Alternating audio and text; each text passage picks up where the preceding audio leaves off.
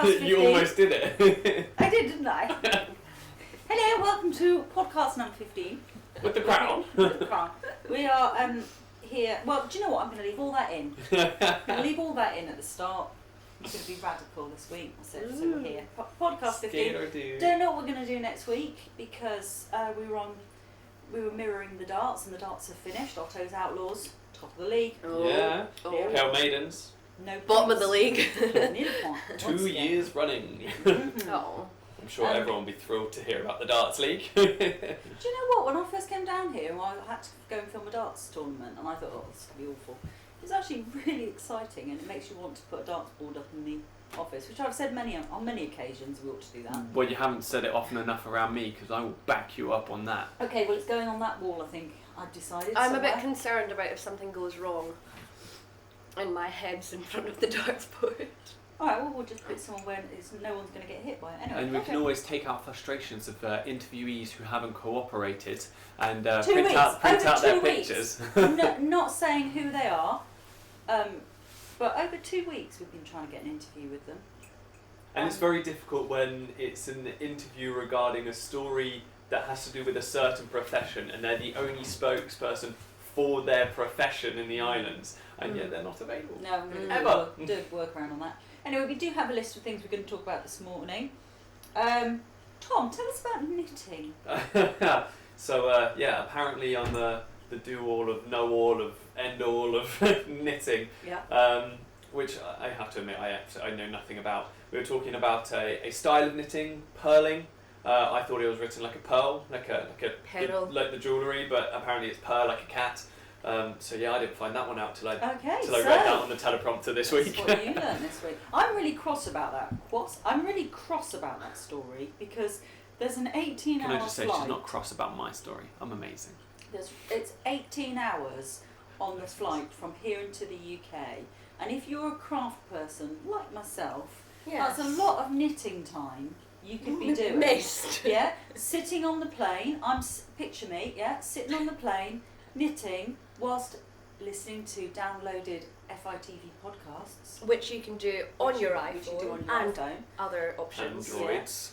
And now they're suddenly turning around and saying they're not allowed.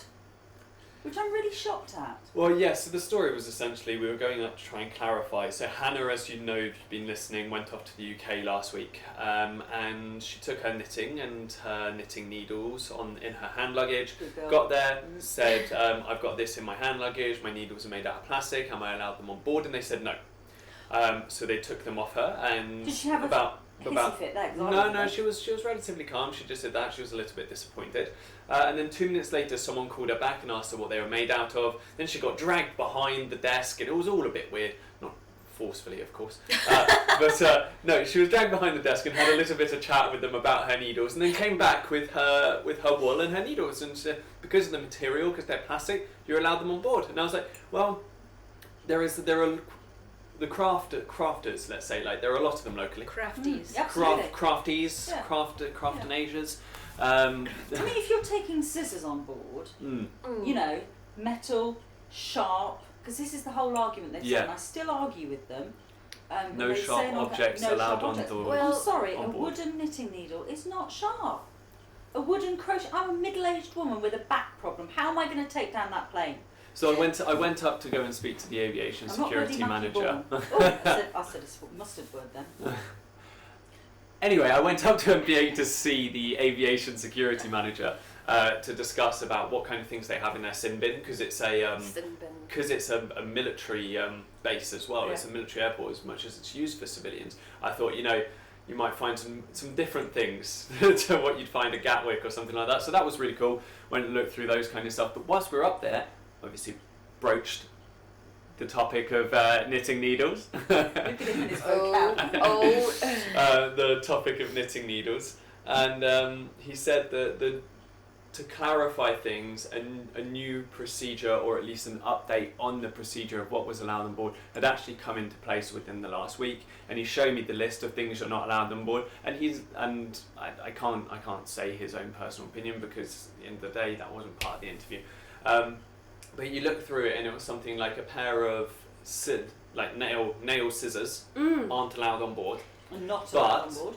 but a pair of nail clippers, which have like the little pointy thing you can stick out, which is arguably just as sharp, if not sharper, and longer, they are allowed on board. Right. So it's a bit contradictory to begin with, but it does clearly say on there, I saw the paper with my own 2 eyes, like, do you know what? it says knitting needles, any like plastic, metal, wood, like, No, I'm starting a regardless. crusade right now. This is the moment. I'm starting a crusade to allow wooden knitting needles, or plastic knitting needles, and crochet hooks on planes, because I think the TSA allow it. So it's going to be Paula Foams versus the military. So Let's see how it pans out. So the answer, as you will know if you watch FITV, Falklands in Focus this week, is that he said that no sharp objects are allowed on board the air bridge because of their lack of ballistic doors. Okay, but you're allowed to take a pen, a metal pen, My sister flew a from fountain pen, Scotland, with a very sharp thing. from Scotland to England, and she's a keen artist, and she had a knife in her pencil case to sharpen her pencils because they need to be done in that way, and she was allowed on with a little knife in her hand Right, that's luggage. it. I'm starting a crusade. Let's move on because I'm getting. I really just cross think about Scotland are slacking in their security. Oh, burn! Be careful. Yeah, Right, any what are you- opportunity to have a dig Be at careful. Katie. Well, she skipped a day this week, this. Yeah, what are you doing? Day off on a little boat. I went jaunting on the Clyde, which we must call a ship, not a boat. Oh, okay. And do you have to call it the HMS Clyde? The surely? HMS Clyde. Yes. Yeah. No, it was great. It was really, really good. I was freezing and exhausted when I got back, but the actual day was really good fun. I'm allowed to say what went on, am I? I don't know, but just do your English accent again because I thought that was quite fun. Oh, did you think that it was quite good? Do you know what? We had a French guy here a few years ago called Paul, who used to do an English accent. I might even contact him and ask him to send us a little sound doing his English For accent. the podcast. To compare. It was quite funny. Yeah, okay, sorry. Ew. But yeah, I'm sure you'd be allowed to talk us through it. So they had a simulation going on, so they were sort of working with the RAF on what would happen, if that makes sense. So we had Typhoons fly over the top and fly low over, so got some really cool shots of that. But I have to say, I was standing outside on the ship when that happened, and I got blown backwards into the side of it. What, from the downdraft? And the wind, I'm nodding, the wind was blowing, but along with because the plane was going past, we were really pushed back. It was crazy. You sometimes have that when they bring the search and rescue in on the school field. The helicopters, You feel that. So was the simulation essentially the RAF practicing how they deal with an attack by sea and vice versa, and the HMS Clyde was dealing how would you handle an attack by air? Definitely, and it was really, really interesting because the captain kept on updating me on what was going on and explaining why. Because, for example, all of the crew they've got to don white suits that cover the only bit that you can see is their eyeballs. Is that cool? Is that a flash? Is it an immersion suit? It's flash suit. It's a flash suit, and that's something that they learned from 82, and that's when it changed that they had to then start wearing these suits because they got really bad burns. So now they wear these flash suits to try and keep it flash away, and it radiates off them instead. When you say flash, they're bright white, and they cover every single part of their body, and they sort of suck in round their necks other than their eyes. So where would they be getting the burns from? Well, another part of the simulation that they did was if something had been dropped on the ship and there was a fire that started. Oh, okay. And they filled a room with smoke, and then the firefighters on board came round and had to deal with it. But if the firefighters weren't there yet, then everybody needs to know how, so they sent in some just in flash suits to try and sort it. It was really, really interesting. And you're saying that's sort of a technique and a procedure that was put together after the Falklands War in 82. Mm-hmm. Oh, that's really cool. Yeah. I've been on York. HMS York came down a few years ago. We had a similar day looking around the York, and similar suits. And the firemen there. Let's talk about firemen for a second. Okay. The firemen on board the York. We were putting together a montage of funny things for Christmas, and we got them to do a dance all in their breathing apparatus. Oh, amazing! On the York. Oh, that's fun. Sorry, I'm dancing now. Yeah. So they did that. Yeah. But anyway, you're going away. It's your last day today. Oh, Well, my hopefully, goodness. the air bridge got delayed the other day, so the flight from the UK got delayed. So hopefully there'll be no rotors, the bizarre wind condition that stops planes from doing anything down here. So hopefully there'll be none of those, and I'll be scooting off to Chile tomorrow. I say hopefully. I'd actually quite like to still be here tomorrow And actually night. get to see the drag show. Yeah, We'll so talk about a lot more next week. yeah, I was going to say gutted. I'm missing The that. rehearsal last night was fantastic. Yeah, I've been given some. So someone had a quick chat with me about some of the more out there things that were going to be on display tomorrow night. Considering I am missing it, they sort of let me have like a little verbal sneak peek. And I have to say, some of it will go down in Falklands history. Yeah, I've just had to write a warning to stick in the No way. Yeah, about references to things that people might find offensive, so I've had to put a warning. And I feel like if they're well warned and it's quite clear what kind of show it is, then it's people's own responsibilities to choose whether they purchase a ticket and come I'm or not not. walking them through it. But I mean, we were talking to someone about the drag show, and you've got to understand, like this is what they said, you've got to understand you don't go to a drag show for it to be all polite. Let's be honest. Like it is the vulgar side of it. Movements, the suggestive move. It's all part of it, isn't it? Yeah. But anyway, I'm missing all of that because as listeners will know, I'm popping up to Chile for 2 weeks to cover the ice hockey tournament. Yeah. So no, that's going to be really, really good fun. But really there's one person that's going to be missing that, isn't there? Yeah, there is. Yeah, so Dave, a friend of mine, David Phillips, has a little boy called Harry. Probably one of the cutest boys in the whole world, I think. I was going to say I'm not one for kids, I have to say, lovely. but he's awesome. The first time I met him, I was warming up with the Stanley football team. And he came over and he was like, "I've seen you on the TV." And I was just like, "Hello." He was like, "Can I be on the TV?" And I was like, "If you want to, yeah." And So he showed me how fast he runs. Yeah, Harry's only 4 years old, isn't he? 4 years He's old, going to isn't be he? one of the youngest, you said? Yeah, he was going to be one of the youngest players out there to represent the Falklands in this ice hockey tournament in Chile. But yeah, he's had to be medevaced out to Santiago because he was ill for a couple of weeks. His mum and dad didn't quite know what was going on. They took him to the hospital, were treated with antibiotics, and it wasn't helping. And he got taken away to Chile, and it turns out he's got a tumour behind his eye. He had a 4-hour operation, I was told, on Tuesday. Yeah. And the positive thing that came out of that was he was breathing on his own apparently when he came Yeah, out, which is fantastic. Which is great. And David did put a thing up on social media this morning calling Harry a fighter, which hopefully is suggestive of things going quite well. But as it always is with these kind of awful news stories, let's call it, there's always a silver lining, and the silver lining for this one has been like the community support down here has just been astronomical, hasn't it? Absolutely, and next Saturday, Caiti and I will be on our own down here for FITV, and we've got a bit of a dilemma ourselves actually, Caiti. Oh. Because from 1 till 5 there's a children's party in the town hall, which is going to be fantastic. In Harry's name, in Harry's name, Harry's heroes, all dressed up as superheroes, etc. However, from 2 till 4, the Firemen are offering to wash your car. Oh! I was going to say, we were talking about firemen just then on the Clyde as well. Now, do we think, and don't know if any local firemen will listen, and I apologise if I cause offence, but who do you think's prettier, the Clyde's fireman or the local fireman? And I know that there is a certain man whose nickname begins with J or first name begins with J. I know he's a big fan of our station manager. Listen, the local fire brigade here are fantastic. We had a massive house fire caused by a dishwasher a few years ago, and had our smoke alarms not gone off, I have to say we would have been trapped inside, and who knows what would have happened.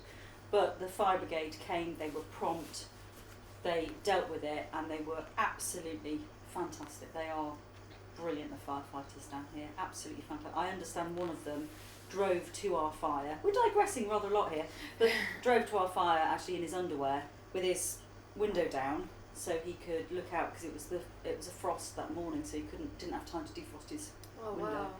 So just to get to the house. Well, to say, carrying on from that, the reason why the firemen are putting on something as well is that Harry's father, David, has just recently qualified as a reserve. Recently passed his training as a reserve, and that's one of the fantastic things down here. Like the number of people who join the reserves for firefighters as well. And I guess that happens all over the world because it's such a small community. You notice it so much more, and And that's it. And everyone's putting, and there's so many things going on to raise money. I mean, the Rose are having this massive curry off. Yeah, curry Sunday, cook-off on Sunday afternoon. Yeah. Massive, and they've not only are they doing that, they've there's a club down here called the Glue Pot, and they've organised a marquee or allowed a marquee in their car park, so that means children can go along to it. So it's going to be it's not just an an adult thing on there. Yeah. And the local meat company, Fimco, they've donated, apart from chicken, which you can't get too much of it locally, but they've donated lamb, mutton, beef, and all of this for anyone who wants to do the cooking. I believe Stanley grows them for garden market. They've donated all the vegetables for it. It's absolutely fantastic. And the Girl Guides are cooking, and the Girl Guides cakes. Oh, a bake sale, aren't they? Well, you never know, you two might end up having some Girl Guides cakes, say that 3 times fast, at the podcast next week. Yeah, we could. What's next? Oh yeah, so you're off to Chile. Mm-hmm. Other than the hockey, what else are you planning to do? I've been looking at getting one of the new GoPros, just because that's personal opinion. I like them. I want one. But the brand new one, the GoPro 6, was about £500. It's dropped down to £400 now, and I've gone, maybe I can afford that. Well, I definitely can't afford that, but I've convinced myself I can. But I won't get it in time. I want to use it because it has the slow motion capability. I want to use it in Chile for the ice hockey.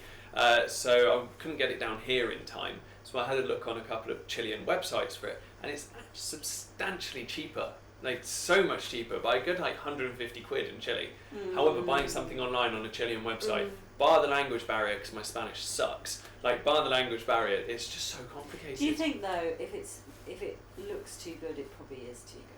Well, if it looks like a GoPro and smells like a GoPro, I'm trusting it's a GoPro. 150 quid off. I'm not going to buy it. I'm not going to buy it online. I was having a chat with a couple of the Chilean chaps who are going away, and they said that there are a couple of stores down there, and they're happy to come along with me, and we'll go look at it down there. So hopefully, even because it's priced in dollars, even if it's $320, it's £399 in the UK. Do you think in years to come, people are listening to this out of the archive, and they'll go, "Oh my goodness, they paid that much for a GoPro 6? Because we're on GoPro 10 now. And yes, it's all going well. It will only be me and Katie next week. You're going to have to look to maybe getting a guest or something like that. Just drag someone off the street, because they're doing some work across. Have they finished the work across there? Over at Lookout Lodge, they are doing something to the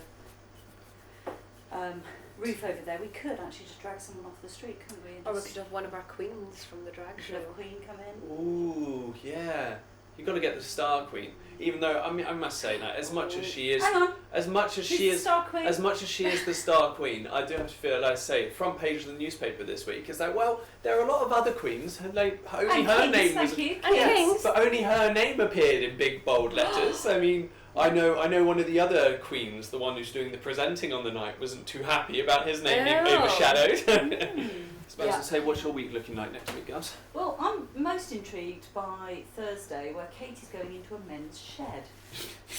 Not a man's shed, men's shed. Tell us more about that. So I sort of got interested in it because my dad runs the one in our local town, but it's a community group where men and women are allowed as well can meet up and do an activity, and it's to encourage men to open up and to talk about different things and anything that might be going on, and just to socialise and spend a bit more time together. So I know at the minute it's quite a lot of older gents, but it is for any age, and it's just sort of to... So it's an international thing then? Oh yeah, it's all over the world, and it's to encourage men to go out and, you know, not just do the whole work, football for example, home, you know, it gives them a chance to go out and do different things. And the one that's been set up down here has been going for a couple of weeks now, so I thought I'd go in and check out, see how it's going on. It's run by quite a young guy, isn't it? Yes, because he runs the Acorns, like the... Is that for the older generation? Yeah.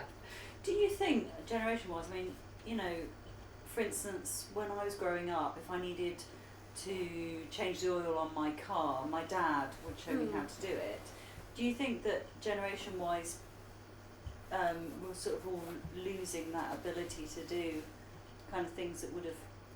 Well, not as a career thing, just as a thing on the side, you know, like for instance every Friday we check our car, FITV car, and you know, we usually pick somebody in this office who's got a little bit more kind of mechanical knowledge than the others, and it so happens to be Caiti. I was just thinking that.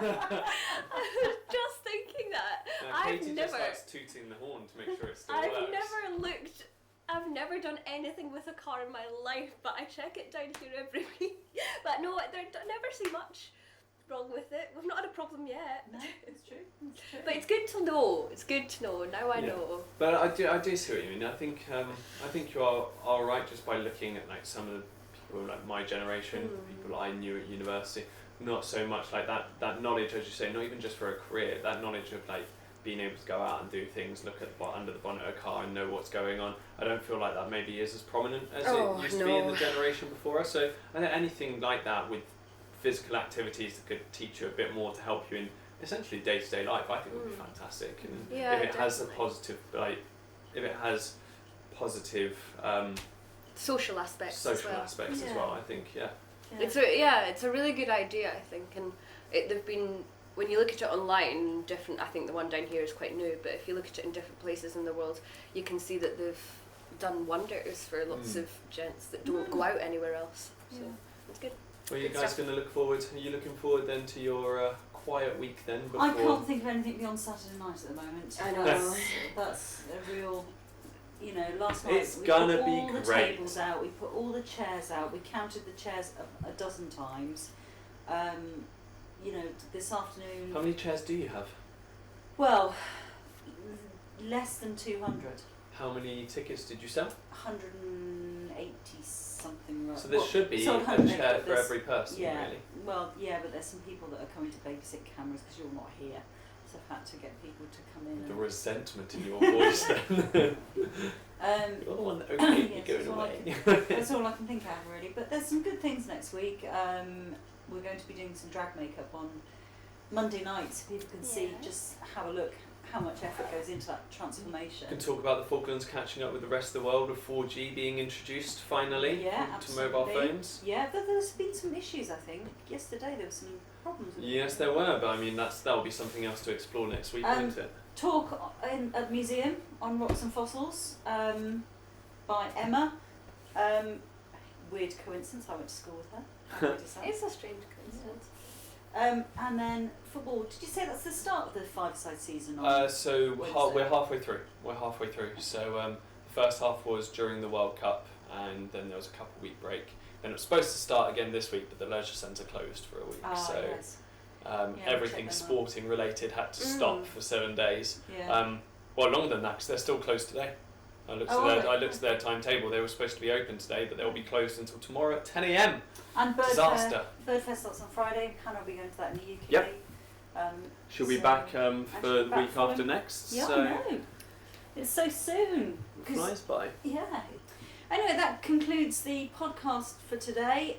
If you have any comments you'd like to make that are nice, then that's great. Email them to us at news@fitv.co.uk if you've got some... Well, if there's anything you're intrigued about the Falkland Islands you want to know about, email us. Feel free to chat about it. You want to join me in my crusade to get in her crusade. wooden crochet hooks and knitting needles on board a plane, then email me at news@fitv.co.uk. Rate us 5 start stars. a crowdfunding page soon. I'm really cross about this. Well, thank you very much and we'll see you next week. Bye. Bye.